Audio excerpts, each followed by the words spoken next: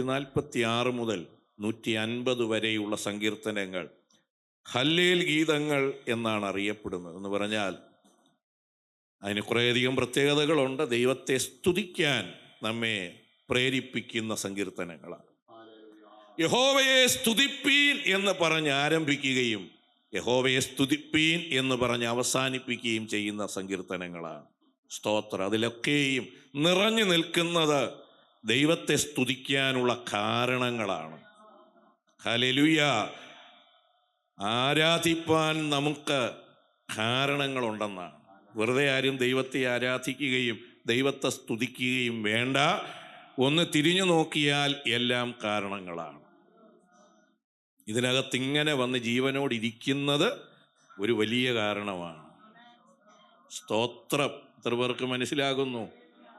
കാല് ചലിപ്പിക്കാൻ കഴിയുന്നെങ്കിൽ, കൈ ചലിപ്പിക്കാൻ കഴിയുന്നെങ്കിൽ, പരസഹായം കൂടാതെ ശ്വാസമെടുക്കാൻ പറ്റുന്നെങ്കിൽ എന്നിങ്ങനെ എണ്ണി എണ്ണി പറഞ്ഞാലുണ്ടല്ലോ, അതൊരിക്കലും തീരുന്ന കാര്യങ്ങളല്ല. ഹല്ലേലൂയ. അങ്ങനെ ദൈവത്തെ സ്തുതിക്കാൻ അനേകമായി നന്മകൾ പ്രാപിച്ചവരായ ഞാനും നിങ്ങളും അതൊന്നും മറന്ന് അതിനെയെല്ലാം വെറുതെ എന്ന് തിരിച്ചറിഞ്ഞ, വെറുതെ എന്ന് കരുതിക്കൊണ്ട് അകന്നു പോകാനിടവരരുത്. ദൈവത്തെ സ്തുതിക്കണം. ഈ സങ്കീർത്തനവും അങ്ങനെയാണ്. എന്തൊക്കെ കാരണങ്ങളാണ് ദൈവത്തെ സ്തുതിക്കാനുള്ളത്? ഇനി ഈ ദൈവത്തിലല്ലാതെ മറ്റാരിലെങ്കിലും ഒക്കെ ആശ്രയം വെച്ച് അവരെ സ്തുതിക്കുന്നത് കൊണ്ട് വല്ല ഉപകാരവും ഉണ്ടോ? സ്തോത്രം എന്നൊക്കെയാണ് അതിൻ്റെ ആദ്യ ഭാഗങ്ങളിൽ അതാണ് പറയുന്നത്. ഒന്നാമത്തെ വാക്യം പറയുന്നത് യഹോവയെ സ്തുതിപ്പീൻ, എൻ മനമേ യഹോവയെ സ്തുതിക്കാം.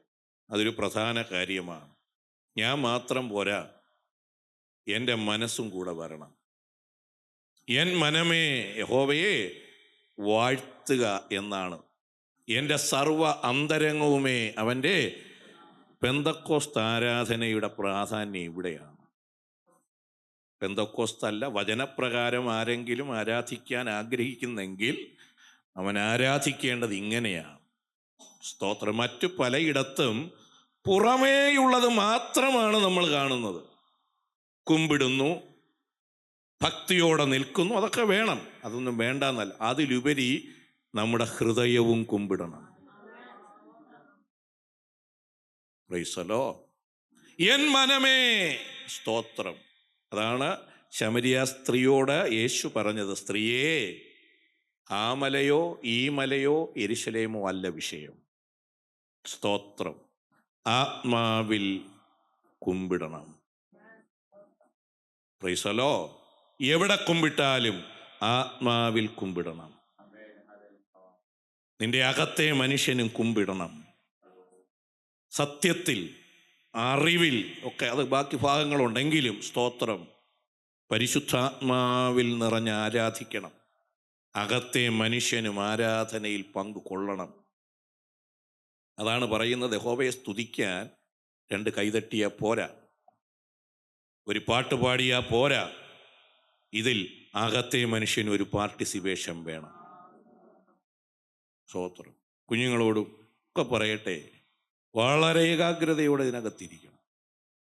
സ്തോത്രം. വളരെ അത്യാവശ്യമില്ലാതെ അടുത്തിരിക്കുന്നവരോട് പോലും വർത്തമാനം പറയരുത്. സ്തോത്രം. നിസ്സാരമായി ഇതിനെയൊന്നും കാണരുത്. വെറുതെ വന്ന് ഇതിനകത്തിരിക്കരുത്. Price the Lord. നമ്മുടെ ഇരിപ്പും നമ്മുടെ കയ്യടിയും നമ്മുടെ പാട്ടുമൊക്കെ ഞാനതിൽ ഇൻവോൾവായാണ് ചെയ്യുന്നതെന്ന് പറയണം. സ്തോത്രം. ഒരാളൊരു കാര്യം ചെയ്യുമ്പോൾ അതിൽ ഈ അന്തരംഗവും കൂടെ ചേർന്ന് ചെയ്യുമ്പോഴുണ്ടല്ലോ, ഈ പരിസരമൊക്കെ അങ്ങ് മറന്നുപോകും. മനസ്സിലായോ? ഏത് കാര്യമായാലും അങ്ങനെ അതിലങ്ങ് ലയിച്ച് ഒരു പാട്ട് കേൾക്കുന്നവർ ചിലരെ കണ്ടിട്ടില്ലേ? മറ്റൊരു പ്രവൃത്തി ചെയ്യുന്ന ചിലർ പിന്നെ ഫുഡ് കഴിക്കുന്ന കണ്ടിട്ടില്ലേ? അങ്ങനെ ആ മധുരത്തിലങ്ങ് അതുപോലെ ഒരു ഇൻവോൾവ്മെന്റ് ആരാധനയിലുണ്ടാകും. സ്തോത്രം. ഹല്ലേലൂയ. അതാണ് എൻ മനമേ യഹോവയെ വാഴ്ത്തുക, സ്തുതിക്കുക. എന്നിട്ട് അടുത്ത രണ്ടാമത്തെ വാക്യത്തിൽ ഒരു തീരുമാനമാണ്, ജീവനുള്ള കാലത്തോളം ഞാൻ യഹോവയെ, ഞാൻ ഉള്ള കാലത്തോളം എൻ്റെ ദൈവത്തിന് കീർത്തനം ചെയ്യും. അതൊരു തീരുമാനമാണ്. ഇനി ഒന്നും ചെയ്തു തന്നില്ലെങ്കിൽ, ഒന്നും ചെയ്തു തരാതെ ജീവനോടെ ഇരിക്കാൻ പറ്റത്തില്ലല്ലോ. മനസ്സിലാകുന്നുണ്ടോ? ഞാൻ ജീവനോട് ഇരിക്കണമെങ്കിൽ ഒന്നല്ല അനേകം കാര്യങ്ങൾ എൻ്റെ ദൈവം എനിക്ക് ചെയ്തു തന്നെങ്കിലേ എനിക്ക് ജീവനോട് ഇരിക്കാൻ പറ്റുള്ളൂ. ഇത്രയും വലിയ പ്രവർത്തന സമ്പുഷ്ടമായ ഈ ശരീരത്തിൽ ഏതെങ്കിലും ഒരു ഓർഗൻ തെറ്റിപ്പോയാൽ സകലതും തെറ്റി. മനസ്സിലാകുന്നുണ്ടോ? അപ്പൊ എവിടെയൊക്കെ സഹായം വേണം. സ്തോത്രം. അപ്പൊ ഈ എല്ലാ സഹായങ്ങളും നമുക്ക് തരുന്ന സർവശക്തനായ ദൈവം നമ്മെ ജീവനോടെ വെച്ചിരിക്കുന്നത് തന്നെ ദൈവത്തിൻ്റെ മഹാകരുണയുടെ ഒരു അടയാളമാണ്. അപ്പോൾ ജീവനുള്ള അന്നും ഞാൻ യഹോവയെ സ്തുതിക്കും, ഞാനുള്ള കാലത്തോളം എൻ്റെ ദൈവത്തിന് ഞാൻ കീർത്തനം ചെയ്യും. സ്തോത്രം. അടുത്ത് പറയുന്നു മൂന്നാമത്തെ വാക്യം, നിങ്ങൾ പ്രഭുക്കന്മാരിൽ ആശ്രയിക്കരുത്, സഹായിപ്പാൻ കഴിയാത്ത മനുഷ്യപുത്രനിലും അരുത്. പ്രഭുക്കന്മാരെന്ന് വെച്ചാൽ നമ്മെ സഹായിപ്പാൻ കഴിവുള്ളവർ. പ്രഭു എന്നൊക്കെ പറയണമെങ്കിൽ അദ്ദേഹത്തിന് ആ ഒരു പൊസിഷൻ, ആ ഒരു നിലവാരം ഉണ്ടായിരിക്കണം. എന്നാൽ പുസ്തകം പറയുന്നു, അവരിലൊന്നും എന്ത് ചെയ്യരുത്, സഹായത്തിനായിട്ട് നീ ചെല്ലരുത്. കാരണം എന്തെന്നറിയാമോ? അവൻ്റെ ശ്വാസം പോകുന്നു, അവൻ മണ്ണിലേക്ക് തിരിയുന്നു, അന്ന് തന്നെ അവൻ്റെ നിരൂപണങ്ങൾ നശിക്കുന്നു. എന്നാൽ അതിൻ്റെ 5-ാമത്തെ വാക്യം, യാക്കോബിൻ്റെ ദൈവം സഹായമാ, തൻ്റെ ദൈവമായ യഹോവയിൽ പ്രത്യാശയുള്ളവൻ ഭാഗ്യവാൻ. എത്ര പേർക്ക് ആ വാക്കിൽ സന്തോഷത്തോടെ ഒന്നും ദൈവം നമുക്കായി നമ്മുടെ കണ്ണിൻ്റെ മുമ്പിൽ ചെയ്തു എന്ന് പറയാൻ നിനക്കൊന്നും ഇല്ലേലും അങ്ങനെയല്ല. വാസ്തവമായി നമ്മൾ ജീവനോടിരിക്കുന്നതിന് തന്നെ ദൈവം ചെയ്യുന്ന നന്മകൾ വലുതാണ്.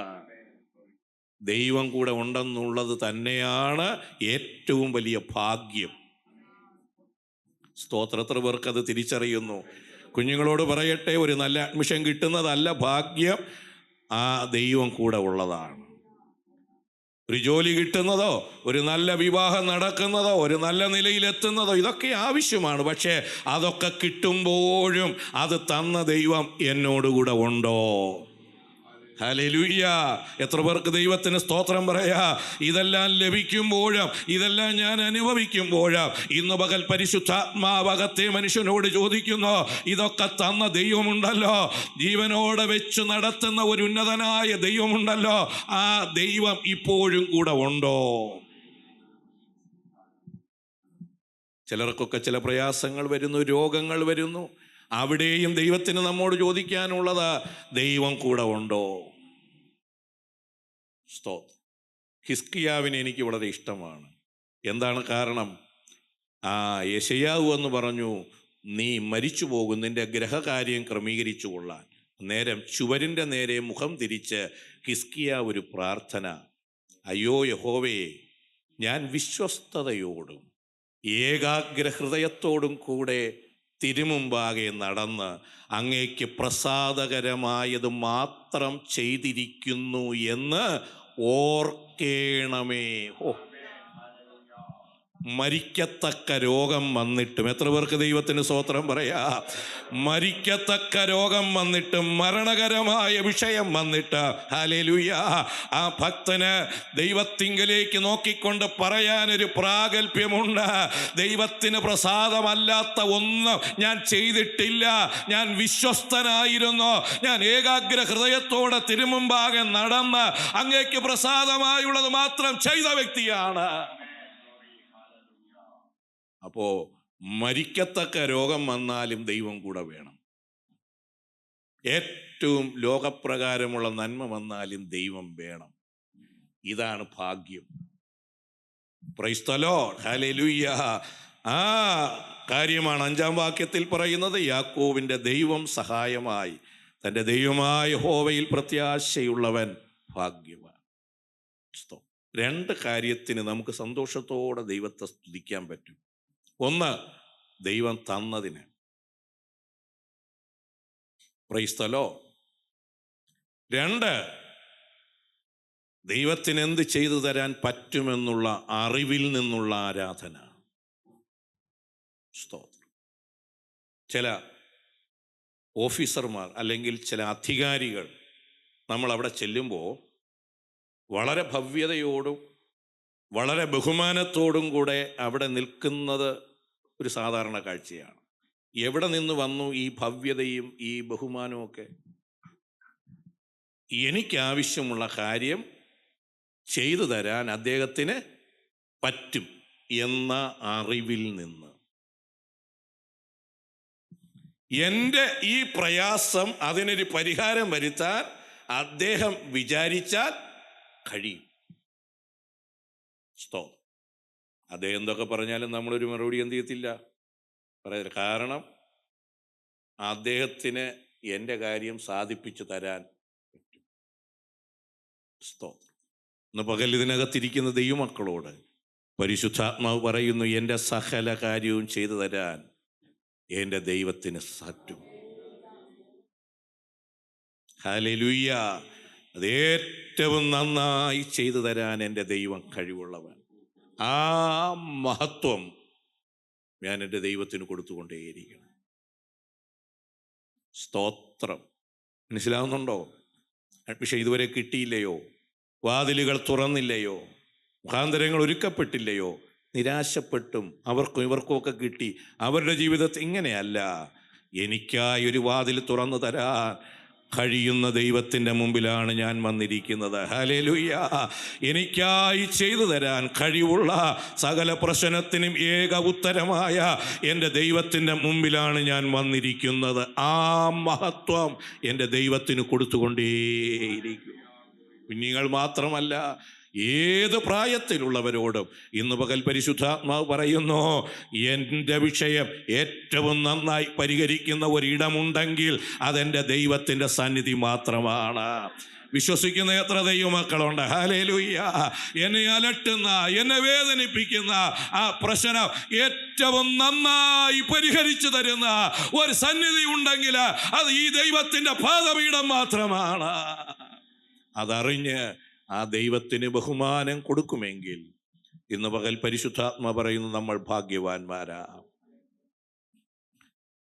ആകാശവും ഭൂമിയും സമുദ്രവും അവയിലുള്ള സകലതും ഉണ്ടാക്കി ഈ ദൈവം എന്നേക്കും വിശ്വസ്തത കാക്കുന്നു. പ്രഭുക്കന്മാർക്കോ മനുഷ്യപുത്രന്മാർക്കോ ഒന്നും ചെയ്തു തരാൻ എങ്ങനെ ദൈവത്തിന് സഹായിക്കാൻ പറ്റും എന്നാണ് സങ്കീർത്തനക്കാരൻ പറയുന്നത്. എന്തൊക്കെയാണ് ദൈവത്തിന് സഹായിക്കാൻ പറ്റുന്ന മേഖല? ആകാശവും ഭൂമിയും സമുദ്രവും അവയിലുള്ള സകലതും ഉണ്ടാക്കിയതാരാണ്? ദൈവമാണ്. നമുക്ക് ഇതിൻ്റെ അപ്പുറത്തെ ആഗ്രഹം വല്ലതും ഉണ്ടോ? ബുധനിലുള്ള ആഗ്രഹമൊന്നുമില്ലല്ലോ, ഭൂമിയിലുള്ള ആഗ്രഹങ്ങളല്ലേ ഉള്ളൂ. ഈ ഭൂമിയിലുള്ള എല്ലാം ഉണ്ടാക്കിയതാരാണ്? ഇനി അതിനപ്പുറമാണെങ്കിലും അതും ഉണ്ടാക്കിയത് ആര് തന്നെ? ദൈവം തന്നെ. ഇതിനകത്തുള്ള കാര്യങ്ങളല്ലേ ഉള്ളൂ. ഇതെല്ലാം ഉണ്ടാക്കിയത് ദൈവമാണ്. സ്തോത്രം. എന്നിട്ട് ഓരോന്നോരോന്നായി സങ്കീർത്തനക്കാരൻ എടുത്തു പറയും. പീഡിതന്മാർക്ക് ന്യായം പാലിച്ചു കൊടുക്കുന്നു, വിശപ്പുള്ളവർക്ക് ആഹാരം നൽകുന്നു, ബദ്ധന്മാരെ അഴിച്ചുവിടുന്നു, കുരുടന്മാർക്ക് കാഴ്ച കൊടുക്കുന്നു, കുനിഞ്ഞിരിക്കുന്നവരെ നിവർത്തുന്നു, നീതിമാന്മാരെ സ്നേഹിക്കുന്നു, പരദേശികളെ പരിപാലിക്കുന്നു, അനാഥനെയും വിധവയെയും സംരക്ഷണ ചെയ്യുന്നു. ഇതൊക്കെ ചെയ്യുമ്പോൾ തന്നെ ദുഷ്ടന്റെ വഴിയെ മറിച്ചു കളയും. മനസ്സിലായോ? ബാക്കിയെല്ലാം നല്ല കാര്യങ്ങൾ പറഞ്ഞിട്ട് ആകപ്പാടെ ഒറ്റ വാക്കി ചേർത്തിരിക്കുകയാണ്, ദുഷ്ടന്റെ വഴിയെ. സ്തോത്രം. അങ്ങനെ ദൈവം നീതിമാനായി നീതി പ്രവർത്തിക്കുന്ന കർത്താവാകിയാൽ അതിൻ്റെ 10ാമത്തെ വാക്യത്തിലും പറയുന്നു, യഹോവ എന്നേക്കും വാഴും. Price the Lord. സിയോനെ, നിന്റെ ദൈവം തലമുറ തലമുറയോളം തന്നെ. അപ്രകാരം ദൈവത്തെ സ്തുതിക്കാൻ, ദൈവത്തിന് നന്ദി പറയാൻ, അത് വെറും വാക്കുകൊണ്ടും നമ്മുടേതായ ശബ്ദം കൊണ്ടും മാത്രമല്ല, നമ്മുടെ അന്തരംഗം ദൈവത്തെ സ്തുതിക്കുക. ദൈവിച്ച നന്മകൾക്കായി, ഈ ദൈവത്തിന് എനിക്കായി എന്തെല്ലാം ചെയ്തു തരാൻ കഴിയുമെന്നുള്ളത് മനസ്സിലാക്കിക്കൊണ്ട് അങ്ങനെയും ദൈവത്തെ മഹത്വപ്പെടുത്തുവാനുള്ള ദൈവകൃപ ഉന്നതനായ ദൈവം പകരട്ടെ. അതിനായി ദൈവം നമ്മെ സഹായിക്കട്ടെ. സ്തോത്രം.